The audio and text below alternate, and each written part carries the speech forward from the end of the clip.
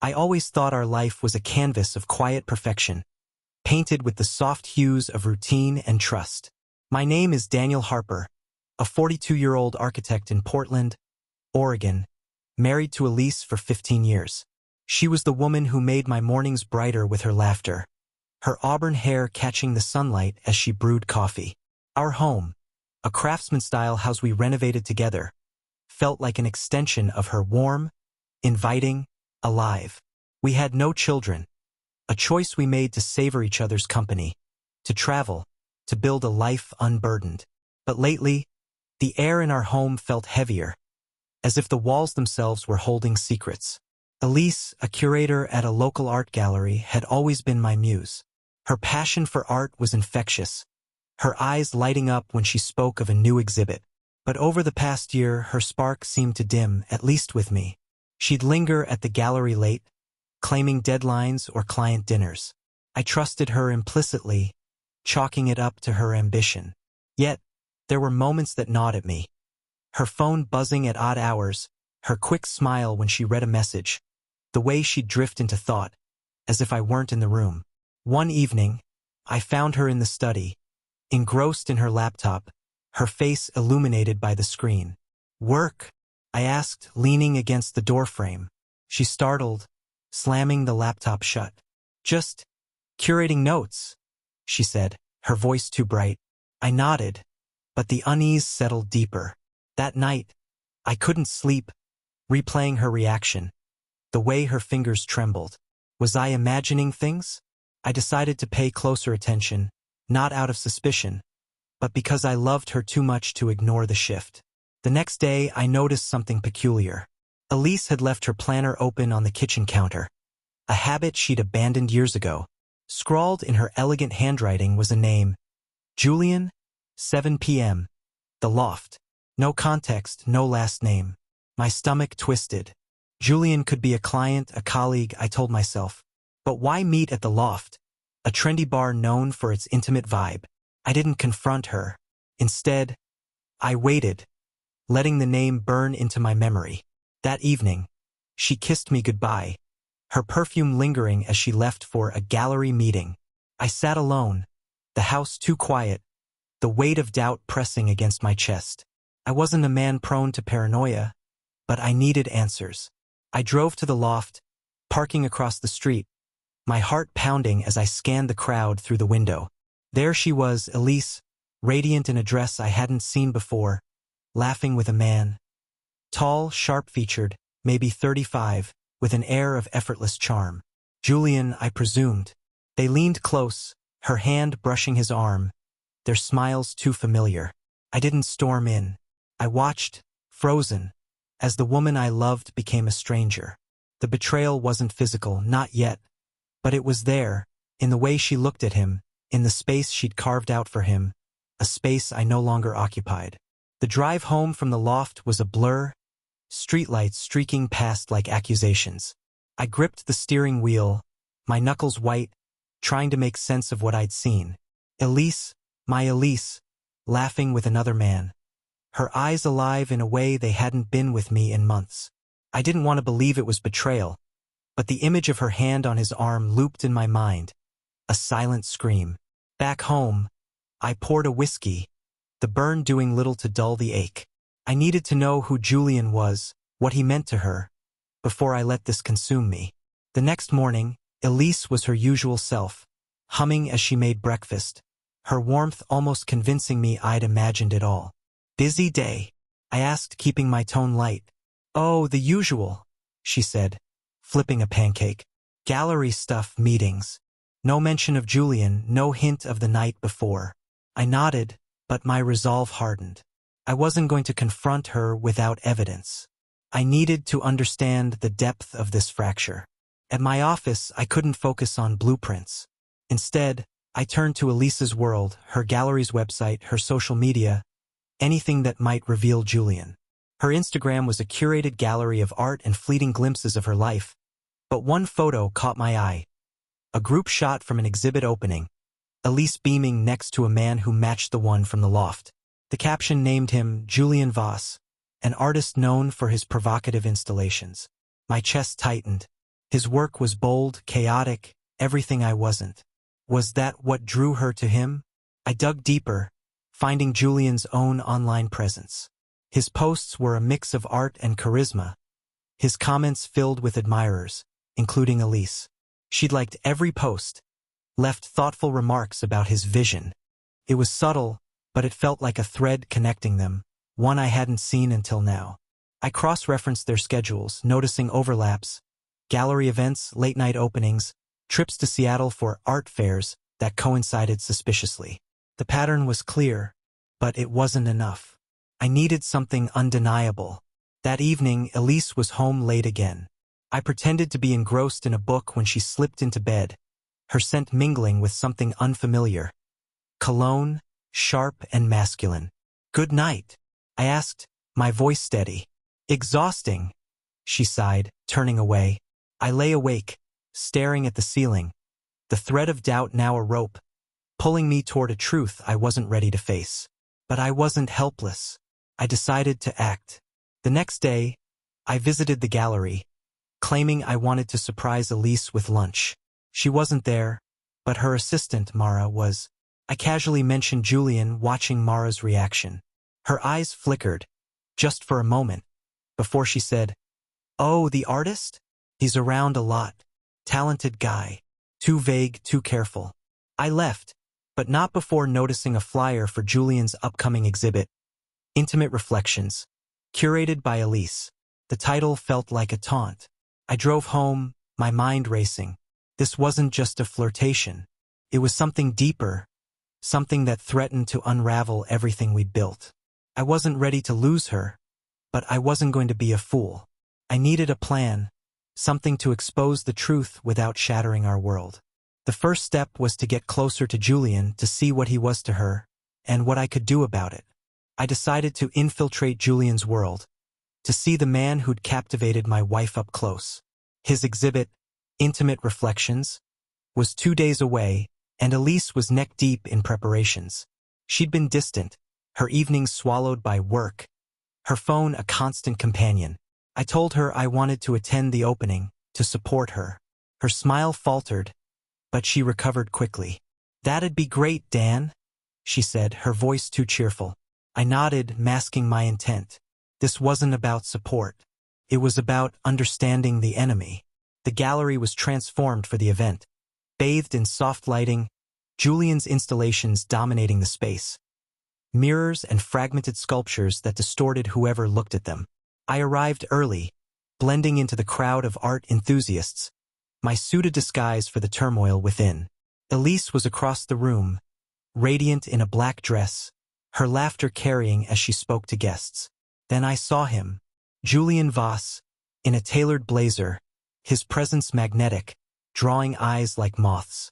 He moved with ease, his voice low and deliberate, and when he approached Elise, their familiarity was undeniable. A touch on her elbow, a shared glance that lingered too long. I didn't approach. Instead, I watched, cataloging every interaction. Julian's art was a reflection of him. Bold, unsettling, designed to provoke. One piece, a series of mirrored panels titled Hidden Truths, caught my attention. The description read, "What we conceal shapes who we become." Felt like a message, a challenge. I wondered if Elise saw herself in it, or if she saw him. I mingled, striking up conversations with gallery staff, dropping Julian's name to gauge reactions. One curator, slightly tipsy, let slip that Julian and Elise had been inseparable during the exhibit's planning. Their late nights a running joke among the team.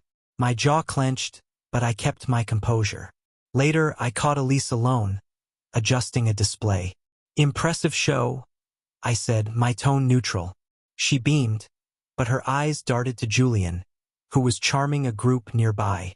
"Thanks for coming," she said, squeezing my hand. Her touch felt hollow, a performance.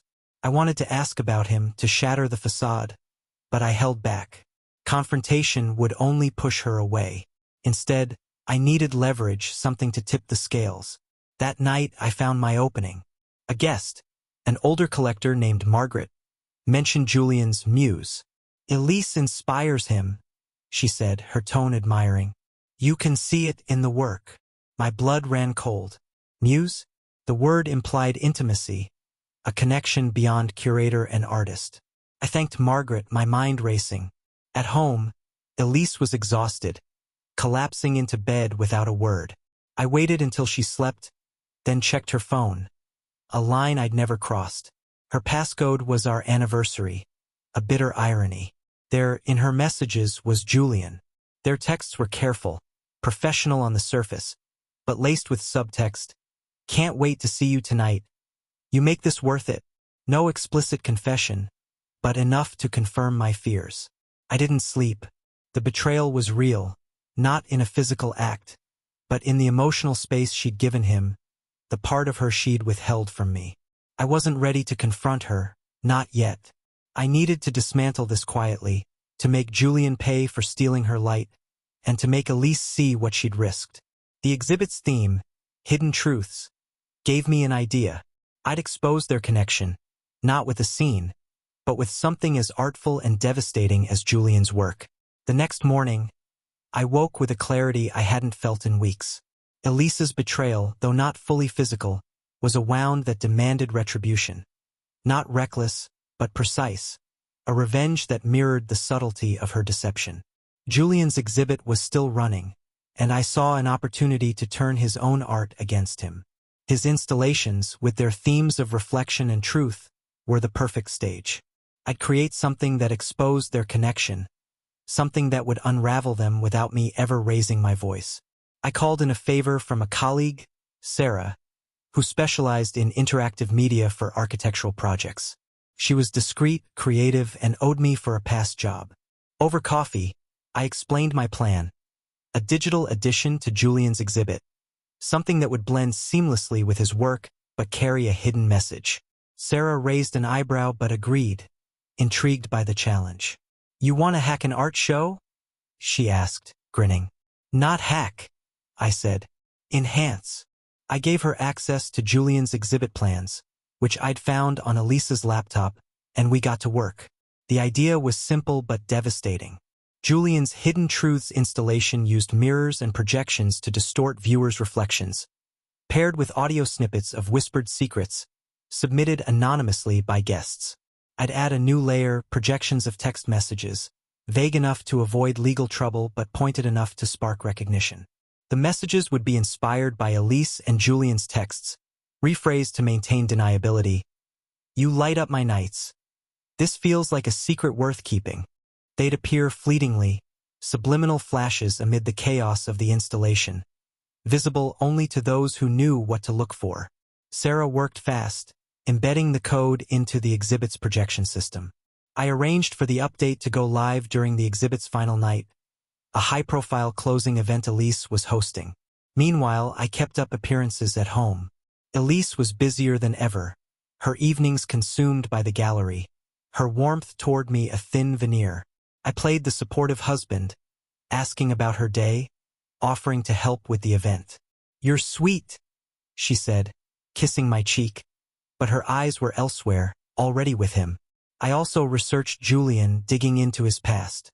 He was a rising star but not without flaws. His career was built on controversy, accusations of plagiarism, whispers of exploiting collaborators. Nothing concrete, but enough to plant seeds of doubt. I contacted a journalist friend, Liam, who covered the art scene. Look into Julian Voss, I said, keeping it vague. There's a story there. Liam was curious, promising to dig. If my plan worked, Julian's reputation would take a hit, and Elise would see him for what he was. The night of the closing event arrived. The gallery buzzed with Portland's elite, wine glasses clinking, Elise in her element as she introduced Julian. I stood in the shadows, watching her praise his vision, her voice thick with admiration. The Hidden Truths installation hummed to life, mirrors flashing, whispers filling the air. Then my addition kicked in. The messages flickered, brief, ghostly. You make my world brighter. This is our secret. I saw Elise freeze, her smile faltering. Julian's eyes darted to her, a flicker of panic. The crowd didn't notice, but they did. The seed was planted. I sipped my drink, my heart steady. This was just the beginning. The real revenge was coming. A slow burn that would leave them both exposed.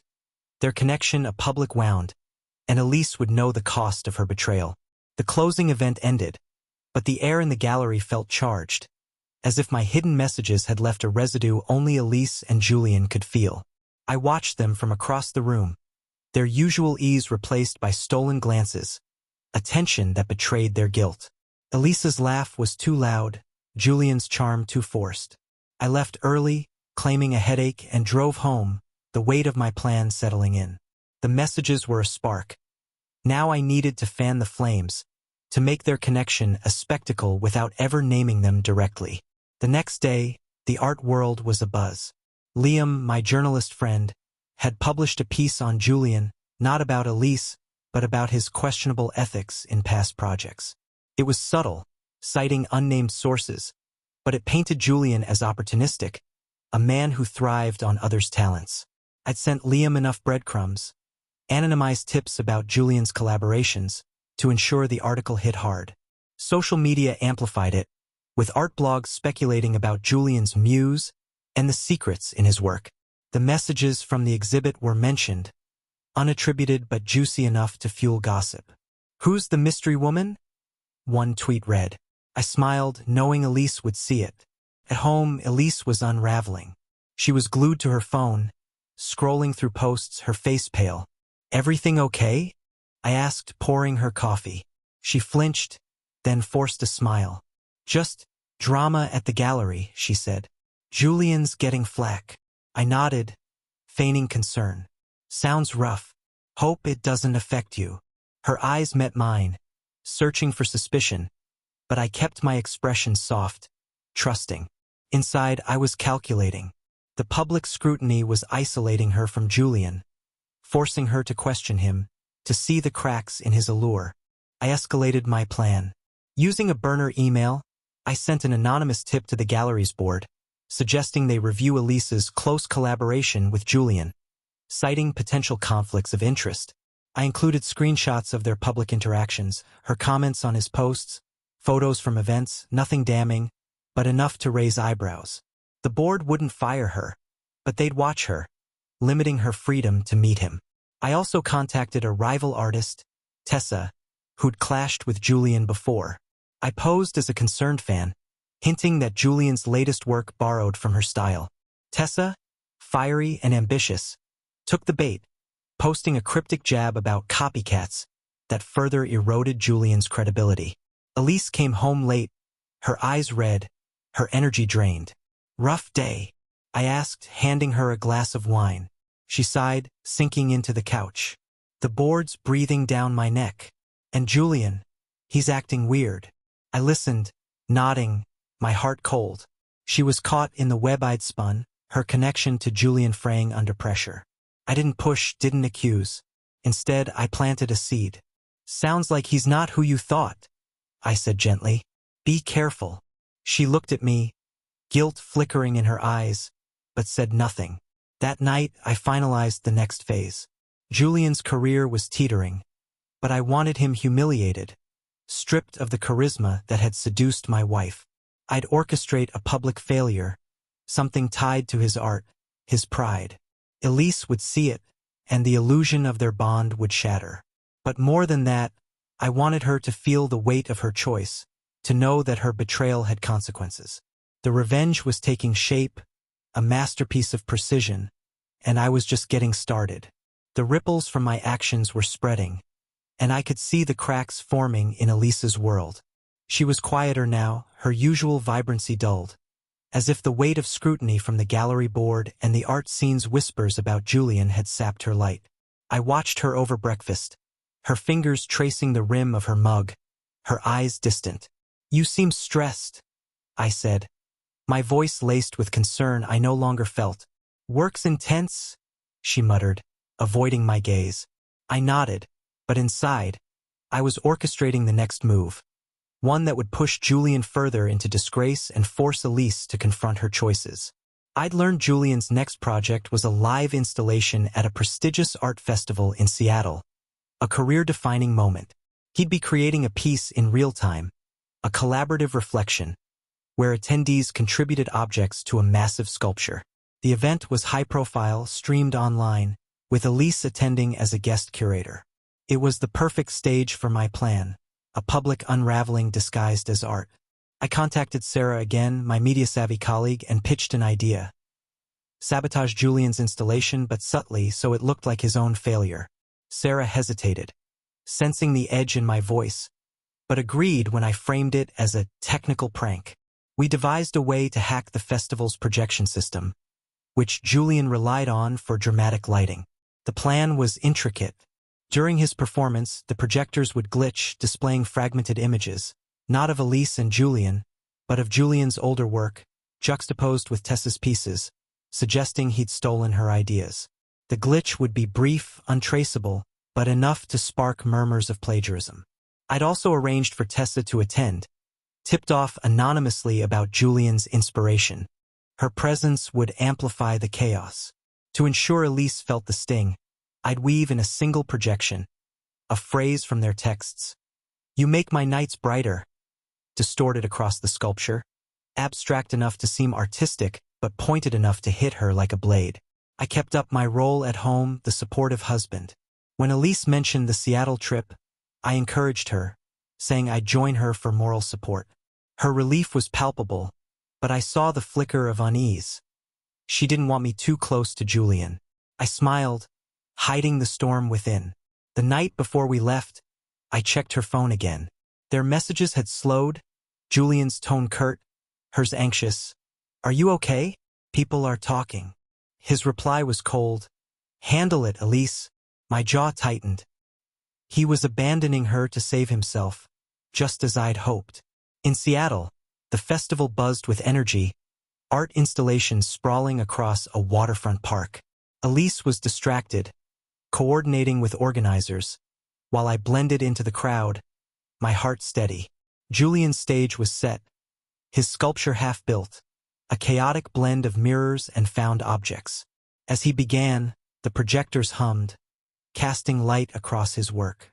I waited, my pulse quickening. The sabotage was coming, a quiet dagger aimed at his pride. Elise stood nearby, oblivious, her faith in him about to fracture. This wasn't just revenge. It was justice, a mirror held up to their betrayal, and I was ready to watch it shatter.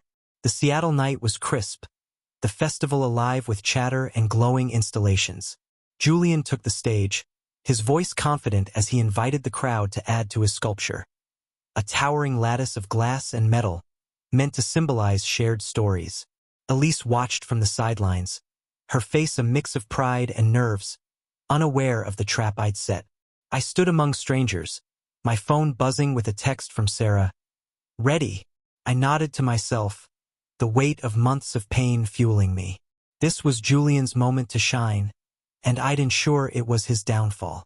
As he worked, weaving audience contributions into the piece, the projectors flared to life, bathing the sculpture in shifting colors. Then it happened. The glitch kicked in, subtle at first. A flicker across the glass, then images of Julian's past work, starkly similar to Tessa's angular designs. The crowd murmured, confused, as the projections looped, Tessa's art bleeding into his. Julian froze, his hands faltering. But the real blow came next. The phrase, "You make my nights brighter," pulsed across the sculpture, warped and fleeting, like a ghost in the light. Elisa's gasp was audible, her eyes wide with recognition. Julian's face drained of color, his charisma crumbling. Tessa, primed by my tip, stepped forward, her voice cutting through the hum. "Interesting choice, Julian," she said, loud enough for nearby bloggers to hear. "Feels familiar." The accusation hung, amplified by whispers and phone cameras. Julian stammered, trying to pivot, but the damage was done. The stream's chat exploded, #ArtThief, #JulianVossFraud. Elise rushed to his side, her hands gesturing wildly, but he brushed her off, his focus on salvaging his image. I watched her recoil, the rejection a wound I'd engineered. The festival continued, but Julian's piece was tainted, his performance overshadowed by controversy. Elise found me later, her eyes red. That was a disaster, she said, her voice shaking. I hugged her, my touch a lie. It'll blow over, I said, knowing it wouldn't. Back at the hotel, she was silent, scrolling through posts about Julian, each one a nail in their connection. I cracked the facade, but I wasn't done. The public shame was for Julian. For Elise, I wanted something personal, a reckoning that would force her to see me again. I spent the next day planting more seeds. Using my burner email, I sent festival organizers an anonymous complaint, alleging Julian had manipulated projections for shock value, risking their reputation. I knew they'd distance themselves, blacklisting him from future events. I also reached out to Mara, Elise's assistant, posing as a concerned colleague, asking if Elise was okay after Julian's mess. Mara's reply confirmed my suspicions. Elise was spiraling, questioning her judgment, her role in his work. Perfect. Doubt was my ally, eroding her trust in him. That night, Elise broke. Over dinner, she admitted the festival had shaken her. Julian's not who I thought, she said, her voice small. I leaned in, feigning empathy. You got too close to his world, I said gently. It happens. Her eyes met mine, guilt and fear mingling. She thought I meant her career, but I saw the truth. She was scared I'd uncover her heart's betrayal. I didn't push. I'd let her stew, let the fear grow. The revenge was unfolding, a slow poison, and the next phase would be my masterpiece. A way to strip Julian of his art entirely and make Elise face the emptiness she'd chased. Back in Portland, the fallout from Seattle clung to Elise like damp air. She was distracted, her curator's poise unraveling as she fielded calls from the gallery, their board now openly questioning her ties to Julian. His name was poison online, the plagiarism rumors swelling, Tessa's accusations gaining traction. I watched Elise struggle to defend him, her loyalty fraying with each vague text he sent, short, evasive, as if she were a liability. My plan was working, isolating them, but I needed to tighten the noose, to make Julian's failure absolute and Elise's regret a mirror of my pain. I turned to Julian's art itself, the core of his identity. He was pitching a new exhibit to a major gallery in San Francisco, a last-ditch effort to reclaim his reputation. I'd ensure it never happened. Through Liam, I learned the gallery was skeptical, wary of Julian's baggage. I fed Liam more emails from a disgruntled collaborator, me, anonymized, claiming Julian had overstated his contributions to past projects. The emails were vague, plausible, and damning, painting him as a fraud who leaned on others' creativity. Liam's next article didn't name Elise, but it hinted at a muse whose influence was overstated, a jab that would sting her pride. To twist the knife, I targeted Julian's process. He relied on a small studio team, assistants who executed his vision. I posed as a recruiter, emailing his key fabricator, a skilled welder named Carl, offering a better gig in Denver. Carl, underpaid and overlooked, took the bait, leaving Julian scrambling. I repeated the tactic with his lighting tech sowing chaos. Without his team, Julian's work would falter, his San Francisco pitch doomed. I wanted him exposed as a hollow shell, his talent a myth Elise had bought into. Elise was crumbling under the pressure. One night, she came home late, her coat damp from rain, her face etched with exhaustion. The board's auditing my projects, she said, collapsing onto the couch. Because of Julian. I sat beside her, my hand on hers, a gesture she didn't return. You trusted him, I said softly. Maybe too much. She flinched, her eyes searching mine, but I kept my face neutral, hiding the satisfaction. Her guilt was a weight and I'd make it heavier. I escalated with a new tactic, art as confession.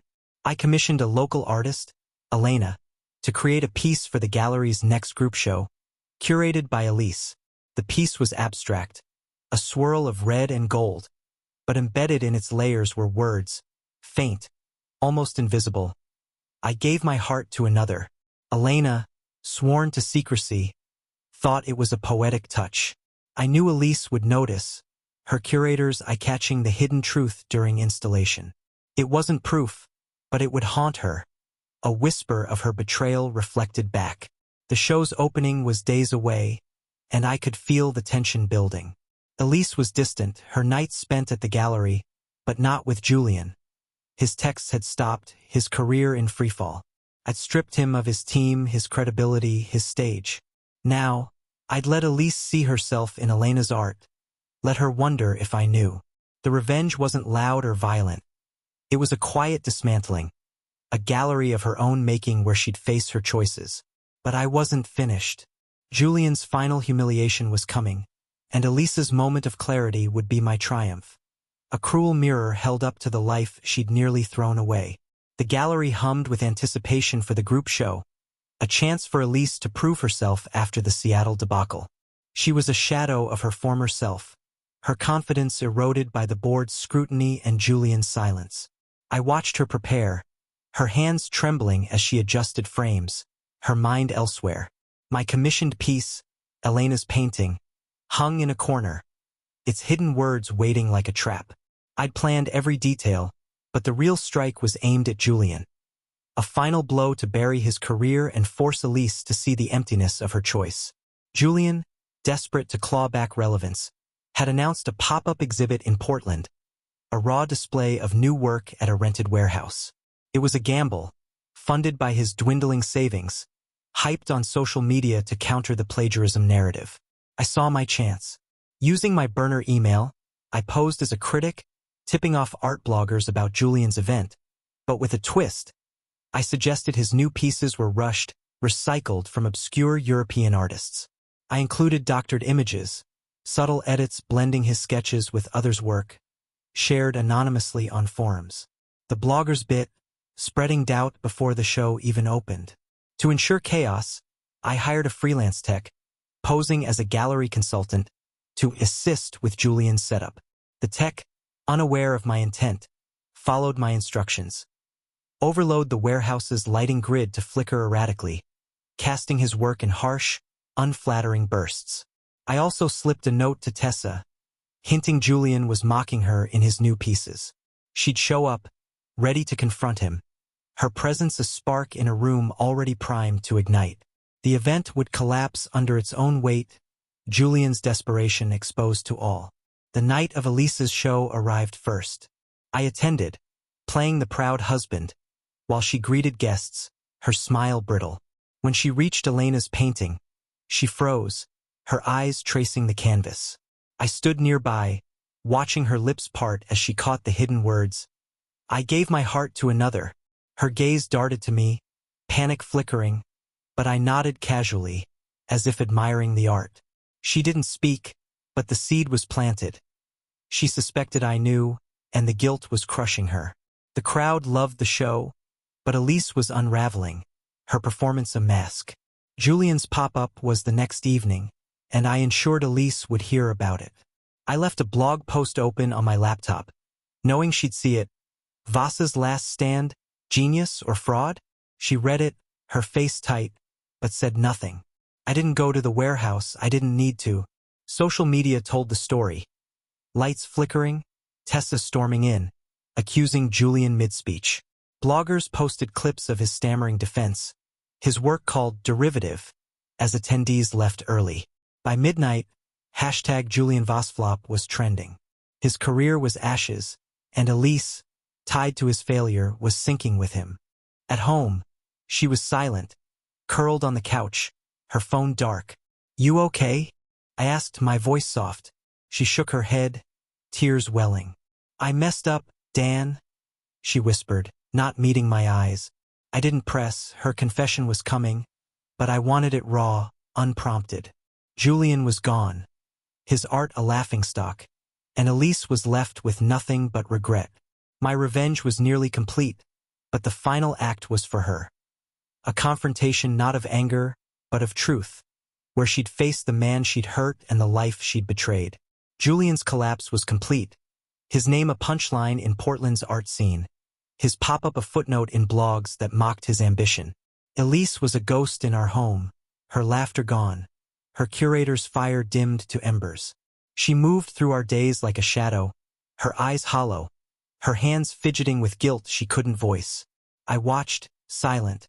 My revenge now a quiet force, no longer aimed at Julian but at her, the woman who'd chosen him over me, even if only in her heart.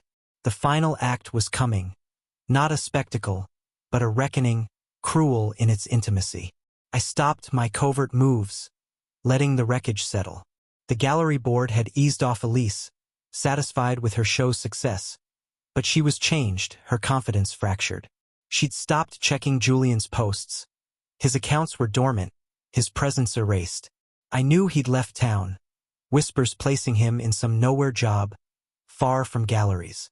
I didn't care. He was a husk, irrelevant. My focus was Elise, her silence a canvas for the truth I'd force her to paint. I began subtly, reshaping our life to mirror her betrayal. I rearranged the study, placing her old sketchbooks, ones she'd filled when we were newlyweds, where she'd find them, reminders of who we'd been. I cooked her favorite meals, the ones we'd shared before Julian, each bite a question she couldn't answer. At night, I'd talk about our past, casual stories of our early days, watching her squirm as the memories clashed with her secret. We were so happy. I'd say, my eyes on hers. She'd nod, her smile forced, the weight of her choice pressing harder. One evening, I left Elena's paintings catalog open. The hidden words circled faintly in pencil. Elise saw it, her breath catching. "What's this?" she asked, her voice trembling. I shrugged, feigning ignorance. "Just art," I said. Thought it was poignant. She stared, her face pale, and I knew she was replaying every moment with Julian, wondering how much I'd uncovered. I didn't accuse, I didn't need to. Her guilt was doing the work, each doubt a cut deeper than I could have made. The final push came naturally. We were cleaning the attic, sorting old boxes, when she found a photo album from our 10th anniversary. A trip to Florence, her face glowing as we stood before a Botticelli. She froze, tears spilling. "Dan," she whispered, clutching the album. "I'm so sorry." I waited, my heart cold but steady. "For what?" I asked, my tone neutral. She sobbed, the words tumbling out. Not of physical infidelity, but of her heart's betrayal, how Julian's attention had filled a void she hadn't named. I didn't mean to hurt you," she said, her voice breaking. I didn't shout, didn't forgive. I stood, letting her words hang, her confession a wound she'd inflicted on herself. "You chose him," I said finally, my voice low. "You let him take what was ours." She crumpled, begging for a chance to fix it, but I walked away, leaving her with the silence she'd built. My revenge was complete, not in destruction, but in clarity. She'd live with her regret, our home a gallery of what she'd lost. I'd stay, not out of love, but to remind her every day of the man she'd underestimated, the heart she'd betrayed, and the price of her fleeting muse.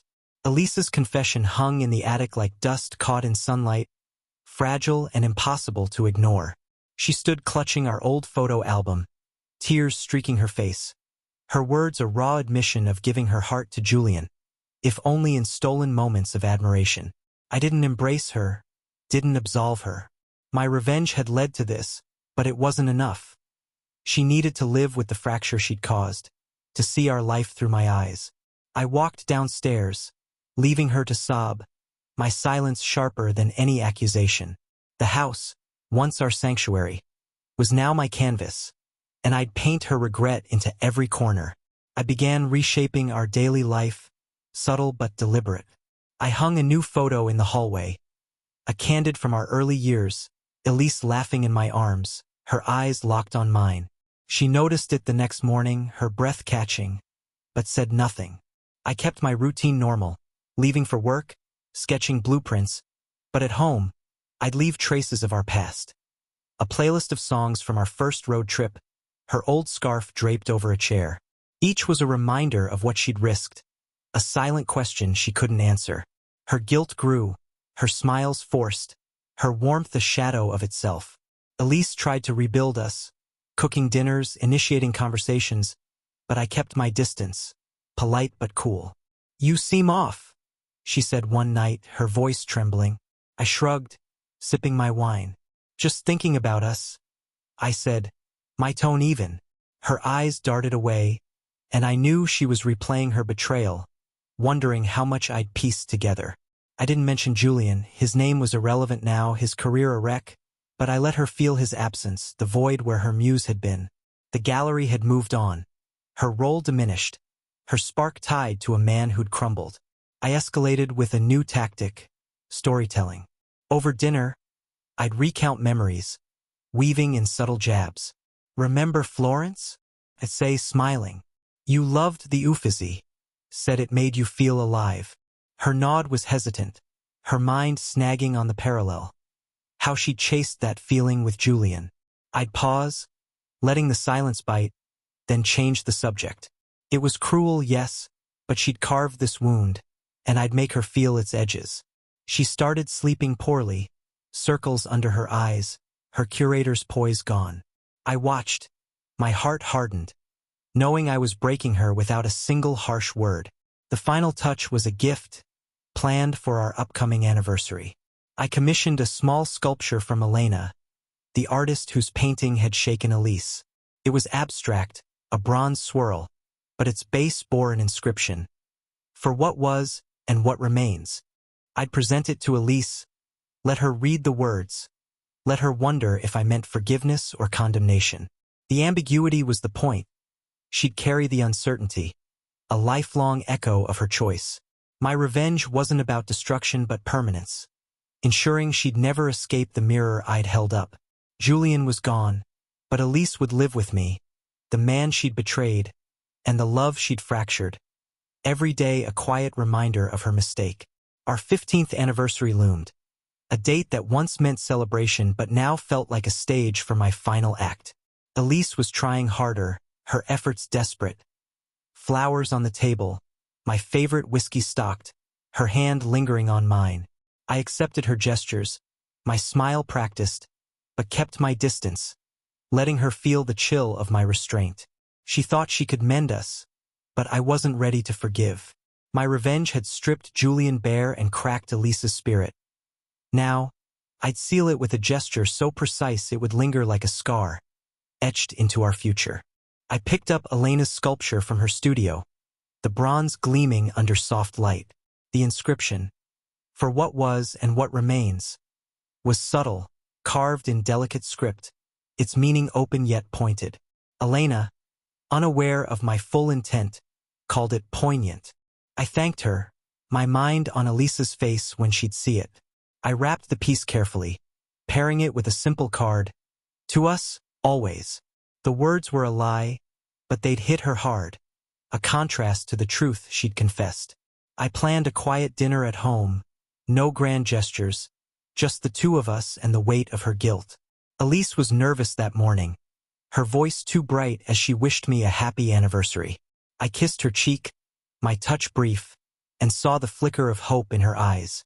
She wanted absolution, but I'd give her clarity instead. I spent the day at work, finalizing a project, but my thoughts were on the evening, each moment choreographed. At home, I set the table, cooked her favorite pasta, and placed the sculpture's box by her plate, its presence understated but heavy. Dinner was tense, her laughter forced as she recounted a gallery anecdote, avoiding Julian's name. I nodded, my responses measured, my eyes on hers. After dessert, I slid the box toward her. "For you," I said, my voice calm. She hesitated, then unwrapped it, her fingers trembling. The sculpture caught the candlelight, its curves elegant, but when she read the inscription, her smile faltered. "It's beautiful," she whispered, her voice cracking. I leaned forward, my gaze steady. "It's us," I said. "What we were, what's left." Her eyes filled, and I knew she understood. Not forgiveness, but a reminder of her betrayal, permanent as bronze. She tried to speak, to thank me, but her words dissolved into a sob. I didn't comfort her. I sipped my wine, letting her sit with the gift, the inscription a quiet accusation. "I'm trying, Dan," she said finally, her voice small. "I know," I replied, my tone neutral, "but some things don't fade." She looked away, the sculpture between us, its meaning a wound only she could feel. I'd planned this moment, not to destroy her, but to bind her to her choice, to make our life a gallery of her regret. The night ended in silence, Elise retreating to bed, the sculpture left on the table, a monument to my revenge. I lay awake, satisfied but hollow. Julian was erased, Elise broken, but the victory was bittersweet. I'd won, but at a cost. Our love, once vibrant, was now a shadow, preserved only in my control. The revenge was complete, yet I wondered if I'd lost something too. Tomorrow, I'd decide what came next, but for now, I let the silence reign, my masterpiece finished, Elise its final, fragile piece. The days after our anniversary settled into a strange rhythm, a new normal shaped by my revenge. Elise was subdued, her efforts to reconnect tempered by the sculpture's shadow, its inscription a silent judge. She'd placed it on a shelf in the living room, where it caught the light, a daily reminder of her confession and my response. I didn't mention it, didn't need to. Its presence was enough, a quiet force that kept her guilt alive. I moved through our life with purpose, my anger spent, replaced by a cold clarity. I'd dismantled her betrayal, but now I had to decide what to do with the pieces. Elise threw herself into work, curating with a fervor that felt like atonement. The gallery praised her focus, unaware of the personal cost. She was kinder to me, her touches tentative, her words careful, as if testing my forgiveness. I gave her enough, smiles, small gestures, to keep her hoping, but held back the warmth she craved. It was cruel, yes, but deliberate. I wanted her to earn her way back, to feel the distance she'd created. Our home, once a haven, was now a stage, every interaction a performance of what we'd lost. I kept tabs on Julian, not out of obsession, but to ensure he stayed gone. He'd surfaced in a small Midwest town, teaching community art classes, his name forgotten in Portland circles. The blogs had moved on, his failure a footnote. I felt no pity. He'd taken Elise's heart, even briefly, and paid the price. But Elise was my focus now, her redemption or ruin in my hands. I leaned toward the former, not for love but for control, to shape our future on my terms. I introduced new rituals, subtle but pointed. Sunday mornings, I'd play old voicemails from our travels, her voice bright with love, saved on an ancient phone. "Listen to this," I'd say, watching her face tighten with nostalgia and shame. I'd frame more photos, scattering them around. Us at festivals, beaches, moments before Julian. She'd pause by them, her fingers tracing the glass, her eyes distant. "We were something," I'd say casually, and she'd nod, unable to reply. It was a slow drip, keeping her tethered to her mistake while I held the reins. One evening, she broke the silence, sitting across from me with a glass of wine. "Dan, can we talk about everything?" Her voice was steady, but her hands shook. I leaned back, my expression open but guarded. "Sure," I said. She apologized again, her words measured, admitting she'd lost herself in Julian's world, chasing a spark she couldn't name. "I love you," she said, her eyes pleading. I nodded, letting the moment stretch. "I know," I said finally, no more, no less.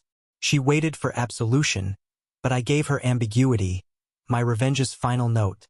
Not rejection, but a challenge to rebuild what she'd broken. I slept soundly that night, the sculpture's shadow stretching across my mind. Elise was mine again, not through passion, but through consequence. My revenge had reshaped her, our life a testament to my will. I'd stay, not to punish, but to remind her, to keep her close in a world I'd redefined. The cruelty wasn't in what I'd done, but in what I'd let remain. A love altered, a trust fractured, and a woman who'd never forget the cost of looking elsewhere. Months passed, the seasons shifting, our life settling into a fragile equilibrium. Elise was diligent, her curator's eye sharper, her dedication to me almost obsessive. She'd plan weekends, leave notes on my desk, her affection a plea for redemption. I accepted it, my responses measured, giving just enough to keep her striving. The sculpture remained, a silent sentinel, its inscription faded but potent. My revenge had worked, stripping Julian, humbling Elise, but I faced a choice. Let her rebuild us or keep her in this quiet purgatory, forever tethered to her guilt. I noticed changes in her, small but telling. She avoided art openings unless required, her passion for galleries tempered by caution. She'd linger by our photos, her fingers brushing frames, as if anchoring herself to me. At night, she'd talk about our future. Trips, projects. Her voice hopeful but edged with fear, like she was asking permission. I'd nod, my words encouraging but vague, maintaining the distance that kept my control. It wasn't love driving me now, but a need to shape our story, to ensure her betrayal never faded. I tested her subtly. I'd mention art, watch her react. Saw a new exhibit downtown, I'd say casual. Bold stuff like Julian's old work. Her face would tighten, her smile forced, and she'd change the subject. I'd let it go satisfied. She was still raw, her wound fresh.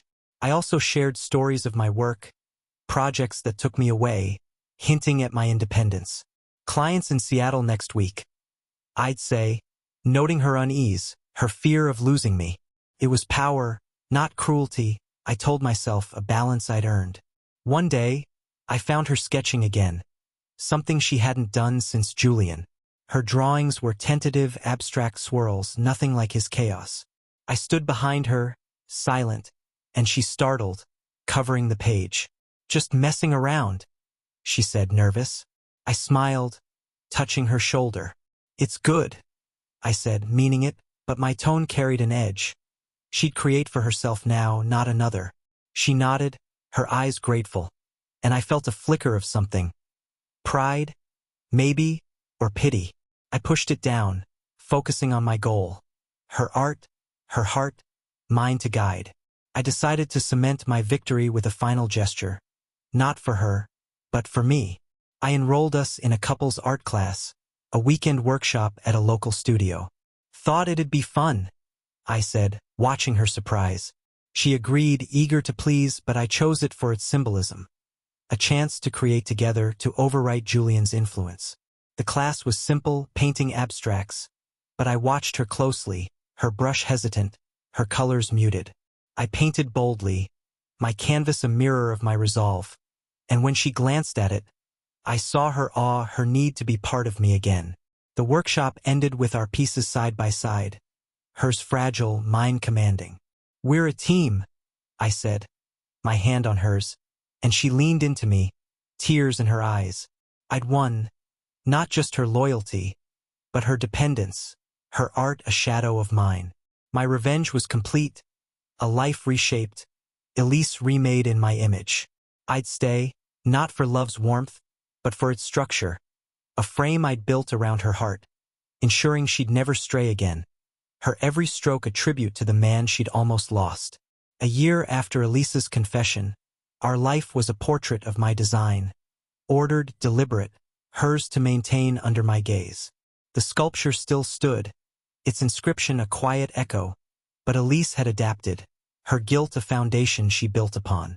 She was vibrant again, her curator's spark tempered by caution, her love for me a constant performance. I watched her thrive, knowing I'd shaped this outcome, my revenge a masterpiece not of destruction, but of control. Julian was a memory, his name erased, while Elise was mine, her heart reclaimed through a year of calculated cruelty. I no longer planted traps, no hidden photos, no pointed stories. The groundwork was done, her loyalty assured by the weight of her mistake. She'd surprise me with gestures, a weekend getaway, a hand-painted mug, each a bid to prove herself. I accepted them, my warmth genuine but restrained, a reminder that trust, once broken, was mine to ration. Our home felt alive again, but different, its warmth a reflection of my will, not our past. I'd lost the blind love we'd had, but gained something sharper, a partnership where I held the brush. Elisa's art evolved, her sketches bolder, shared only with me. She'd show me drafts, her eyes seeking approval, and I'd nod, guiding her subtly, ensuring her creativity served us, not another. The gallery promoted her, impressed by her focus, unaware of the personal cost. She'd come home glowing, thanking me for sticking by her. Oblivious to the strings I'd pulled, I'd smile, my satisfaction private. She was succeeding, but within my frame, her brilliance a tribute to my patience. One evening, she suggested a trip to Florence, a nod to our 10th anniversary, a chance to start fresh. I agreed, curious to see her in that city again, where art had once bound us. We walked the Uffizi, her hand in mine, her voice alive as she spoke of Botticelli. But her glances at me were frequent, checking my mood. I let her lead, my presence steady, and when we stood before Primavera, I felt a pang. Not love, but pride in my work. She was here, fully mine, her heart no longer wandering. Back home, I hung a new photo from the trip, us smiling in Florence, her eyes on me alone. She saw it, her breath catching, and hugged me, her gratitude raw. "I don't deserve you," she whispered. I held her, silent, my revenge's final stroke complete. She didn't deserve me, not because she'd failed, but because I'd remade her. My cruelty a quiet force that turned betrayal into devotion. I'd torn down her muse, exposed her heart, and built a life where she'd never forget the cost. I stood alone later, staring at the sculpture, its inscription barely visible. The pain of her betrayal was gone, replaced by certainty. I'd stay, not for passion, but for legacy. A marriage redefined, a woman reshaped, a story finished. Elise would live for me, her every act a brushstroke on my canvas, her love a monument to my will. The cruelty wasn't in punishment, but in permanence, ensuring she'd carry her choice forever. A quiet victory only I'd fully know. As I turned off the light, the house settled, its silence my triumph, the final note of a revenge that didn't destroy, but defined, leaving us both bound to the art of what we'd become.